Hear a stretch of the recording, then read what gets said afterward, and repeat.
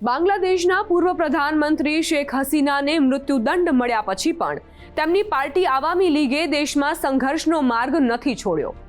Awami league party તરફથી મંગળવારે ઘોષણા કરાઈ કે તેઓ 30 નવેમ્બર સુધીમાં આખા દેશમાં વિરોધ પ્રદર્શનો અને પ્રતિરોધ માર્ચનું આયોજન કરશે।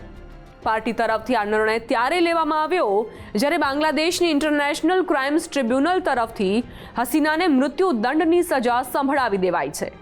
17 નવેમ્બરે ઇન્ટરનેશનલ ક્રાઇમ્સ ટ્રિબ્યુનલે 78 વર્ષના શેખ હસીના અને તેમના કાર્યકાળના પૂર્વ ગૃહમંત્રી અસદુઝ્ઝમાન ખાન કમાલને માનવતા વિરુદ્ધના ગુનાના આરોપમાં ફાંસીની સજા આપી હતી। આ કેસ શેખ હસીનાની ગેરહાજરીમાં ચાલ્યો હતો, તેથી આંતરરાષ્ટ્રીય સ્તરે તેની ટીકા થઈ। જ્યારે બાંગ્લાદેશ આ જ નિર્ણયના આધારે ભારત પાસેથી હસીનાનું પ્રત્યાર્પણ ઈચ્છે છે।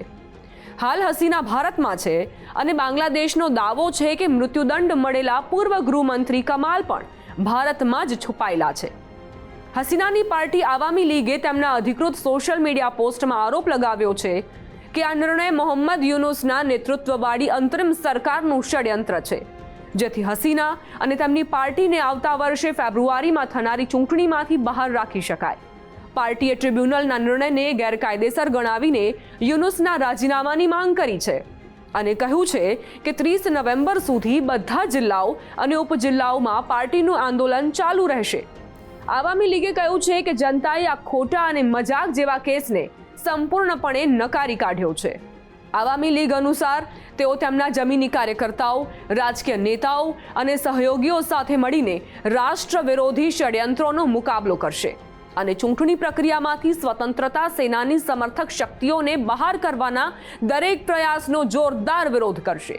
પાર્ટીએ ચેતવણી આપી છે કે બાંગ્લાદેશમાં છેતરપિંડીથી ચૂંટણી નહીં થવા દઈએ। જરૂર પડે તો દરેક કિંમત પર તેને રોકવામાં આવશે। એટલું જ નહીં, પાર્ટીએ તેને લઈને એક દેશવ્યાપી આંદોલનની શરૂઆત કરી છે। આપને યાદ અપાવી દઈએ કે શેખ હસીનાની સરકારને 5 ઓગસ્ટ 2024ના રોજ વિદ્યાર્થીઓના નેતૃત્વમાં થયેલા હિંસક વિરોધ પછી સત્તામાંથી હટાવવામાં આવ્યા હતા। આ જ આંદોલનો દરમિયાન શેખ હસીનાને તેમનું જીવન બચાવવા માટે ભાગવું પડ્યું હતું, જ્યારે વિદ્યાર્થીઓનો ઉગ્ર જૂથ તેમના ઘર સુધી પહોંચી ગયું હતું। જેના 3 દિવસ બાદ નોબેલ પુરસ્કાર વિજેતા મોહમ્મદ યુનુસ પેરિસથી પરત ફરીને અંતરિમ સરકારના મુખ્ય સલાહકાર બન્યા હતા। ત્યારબાદ હસીના પર દેશદ્રોહથી લઈને માનવતા વિરુદ્ધના ગુનાઓ સુધીના સેંકડો આરોપો લગાવવામાં આવ્યા હતા। તેમના 2 સાથીઓ સાથે તેમની પર આરોપ હતો કે તેમણે આંદોલનકારીઓ પર કઠોર કાર્યવાહી કરી હતી। આ જ કારણે શેખ હસીના અને તત્કાલીન ગૃહમંત્રીને ફાંસીની સજા સંભળાવવામાં આવી છે, જ્યારે ત્રીજા સાથીએ સ્ટેટ વિટનેસ બનીને તેમનું જીવન બચાવી લીધું છે। આ મૃત્યુદંડના નિર્ણય પછી બાંગ્લાદેશમાં તણાવ વધ્યો છે। આવામી લીગને ચૂંટણીમાંથી બહાર રાખવામાં આવી છે અને તેની પ્રવૃત્તિઓ પર પ્રતિબંધ છે, જેના કારણે ફેબ્રુઆરી 2026માં થનારી ચૂંટણીમાં તેમની ભાગીદારી વિના મતદાન થશે।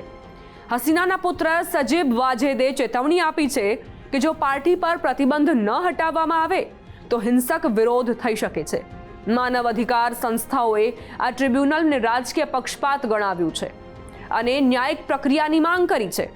ભારતે હસીનાના પ્રત્યાર્પણની માંગને અવગણી છે, જેનાથી બંને દેશો વચ્ચે તણાવ વધ્યો છે। આવામી લીગના વિરોધ પ્રદર્શનોમાં હિંસા થવાની આશંકા છે અને યુનુસ સરકારે ચૂંટણી પહેલા શાંતિ જાળવવા માટે આંતરરાષ્ટ્રીય મદદ માંગી છે।